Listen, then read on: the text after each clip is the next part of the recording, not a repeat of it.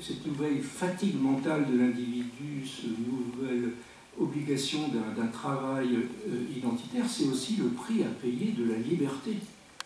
C'est parce que nous avons cette liberté extraordinaire qui historiquement s'est développée à un point absolument inouï, cette possibilité de choix dans tous les domaines. Citez-moi une société dans le passé où chacun choisissait sa morale. C'est quand même quelque chose d'extraordinaire. Les espaces de liberté qui nous arrivent, qui sont plutôt vus vraiment en positif pour ceux qui ont les moyens de mettre en œuvre cette liberté. Et la discrimination, elle est surtout culturelle. Ceux qui ont, c'est le niveau de diplôme en général qui opère la discrimination, ceux qui ont les moyens de profiter de cette liberté. Pour les individus les plus fragiles, c'est souvent vu comme une insécurité et une fatigue, et un désarroi, et une quête des repères à tout prix. Essayer de retrouver presque l'ancien système où on était défini par l'extérieur. Être pauvre aujourd'hui, c'est beaucoup plus terrible psychologiquement qu'être pauvre il y a un siècle. Du point de vue matériel, ça s'est un petit peu amélioré. Je parle de l'Europe, parce qu'il ne faut pas aller dans les pays du tiers-monde. Ça s'est un peu amélioré, mais il y a un siècle, le pauvre, c'était le destin qui l'avait placé là. Et peut-être que dans l'autre monde, les derniers seront les premiers, etc. Alors qu'aujourd'hui, non seulement il est pauvre, mais il sent dans le regard des autres, c'est lui qui le sent. Dans le regard des autres, il n'y a peut-être pas ça, mais il sent un regard de mépris. Un regard qui lui dit, c'est quand même toi qui l'as voulu, si tu savais te débrouiller, tu pourrais quand même faire des petits efforts pour sortir de là. Et de ce point de vue-là, ça devient quelque chose d'intolérable. Et il y a une recherche désespérée de construction de la fierté et de l'estime de soi. Alors ça, c'est un autre élément de cette nouvelle société dans laquelle nous sommes rentrés, c'est la nouvelle donne de l'estime de soi. Dans la société traditionnelle, on occupait une place, et ce qui convenait de faire, c'était d'être à la hauteur des attentes de la société.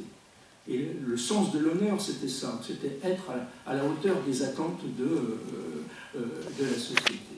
Aujourd'hui, il y a encore des places, il y a des hiérarchies, il y a des notations à l'école, mais quand même, elles deviennent de plus en plus secondaires par rapport à une notation horizontale. Chacun note chacun dans tous les domaines. Et chacun, parfois, les plus proches. Dans mes enquêtes sur les repas en famille, par exemple, je vois qu'un des thèmes de discussion les plus fréquents, c'est de critiquer les amis et la famille. Gentiment, parce qu'on les adore, on les aime vraiment, mais franchement, leur manière de passer les vacances ou d'élever les enfants, c'est n'importe quoi, il faut le dire. Alors ça a deux fonctions extrêmement importantes. C'est d'une part d'unifier une culture commune de la famille et du couple. Si eux font mal, c'est que nous, on a des projets et une culture commune. Et deuxièmement, de se donner des bons points par rapport aux mauvais points que l'on donne aux autres, surtout aux plus proches, ceux que l'on aime vraiment, comme je l'ai dit. Le problème, c'est que les amis et la famille, de leur côté, vont faire la même chose. Et que chacun va noter chacun avec ses propres critères. X dit qu'il a réussi dans la vie parce qu'il gagne beaucoup d'argent, mais ce n'est pas ça qui est important, d'ailleurs il vient de divorcer, etc. X, mauvais point. Donc il y a un déficit structurel d'estime de soi dans la société. Un besoin, sous le regard des autres, de créer ce respect, cette fierté, et c'est étroitement lié au processus identitaire. Non seulement il faut raconter l'histoire de soi qui a un certain sens, mais il faut également adhérer à cette histoire, sinon c'est la dépression, maladie psychologique de notre époque, comme dit Ehrenberg, et le déficit d'estime de soi. Et quand en plus, ce déficit d'estime de soi, il touche tous les groupes sociaux aujourd'hui, même les groupes dominants, ce qui est très interrogateur, mais pour les plus pauvres, c'est encore pire, bien sûr. Donc il y a une demande de réassurance, de sécurité, mais de respect aussi qui est phénal en quête d'une vérité simple qui va restaurer cette estime de soi. Et là, on pense bien sûr, je ne sais pas si on arrive tout de suite aux formes un petit peu extrêmes, hein, par exemple d'enfermement communautaire, mais quand on commence à être dans cette fragilité qui est liée à la place qu'on occupe dans la société, ou à un désarroi culturel, le fait, par exemple, il est bien connu, c'est Olivier Roy à l'époque qui avait fait une étude de ces parcours il y a à peu près une dizaine d'années des djihadistes d'Al-Qaïda à l'époque, où il montrait que la plupart n'avaient pas, depuis bien des travaux qui ont développé ça, n'avaient pas un parcours religieux au début. C'est à un moment donné, ils découvrent souvent très superficiellement la religion. Par contre, ils avaient traversé des contextes culturels très très différents. Ils s'étaient affrontés aux grandes villes, à la drogue, à des pratiques culturelles très éloignées de celles de leur enfance, etc. Et à un moment, il y avait une perte des repères, ne plus savoir qui l'on est exactement, un certain désarroi, et là, une demande de réassurance, c'est comment dire, de regroupement sur soi. Et c'est toujours ce qu'offre une secte. Les communautarismes, c'est du sectarisme, c'est le fonctionnement, pour bien comprendre, c'est celui d'une secte, c'est exactement ça. Ce qu'il faut bien comprendre, c'est qu'une secte, elle permet à un individu fragilisé de se reconstruire. Elle lui donne un entourage et une réponse simple. Et plus elle est simpliste, plus ça marche. Toutes les réponses aux questions de la vie sont dans un dogme très simple. Il y a les bons, il y a les méchants, il y a la vérité qui est indiscutable, il y a même un code de comportement très précis. Donc là, il n'y a pas mille questions à propos du moindre aliment, etc. Il n'y a plus de questions.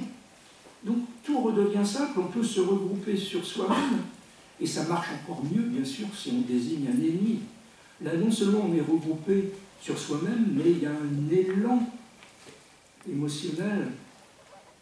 Alors, j'ai presque envie d'ajouter quelque chose, mais après je m'arrête parce que je suis trop bavard, qui ouvre une parenthèse un petit peu différente. Quand je parle d'élan émotionnel, dans le djihadisme de Daesh aujourd'hui, ce que je vais dire va peut-être vous surprendre, vous choquer, de quoi il parle, c'est n'importe quoi. Il y a des liens très, très étranges avec le romantisme. Alors, pas le romantisme du Club Med aujourd'hui, hein, avec des petits chœurs, une petite musique, et puis l'addition salée sortie. Le romantisme du 19e siècle, le romantisme allemand. D'ailleurs, les couleurs du romantisme à l'époque, c'est le noir. Les imageries sont celles de la mort, dans les cimetières, etc. Et ce romantisme se développe au début du développement de la société marchande. Il y a comme une perte de sens dans ces premiers temps un petit peu de la modernité. Et c'est un élan émotionnel qui emporte. Alors, je ne veux pas faire de raccourcis, quand même exagéré, hein. Le romantisme, même avec ses couleurs noires et son flirt avec la mort du 19e siècle, un romantisme merveilleux qui a des grandeurs superbes. Daesh n'a que le négatif, que l'horreur et la haine. Mais il y a un lien malgré tout dans cet élan émotionnel qui donne toutes les réponses et qui donne l'illusion à un moment d'une plénitude existentielle, au risque de tout détruire sur son passage, de détruire les autres qui sont en face et in fine de détruire soi-même. Et là, bon, j'ai été trop vite et trop loin. Je vous ai posé la question.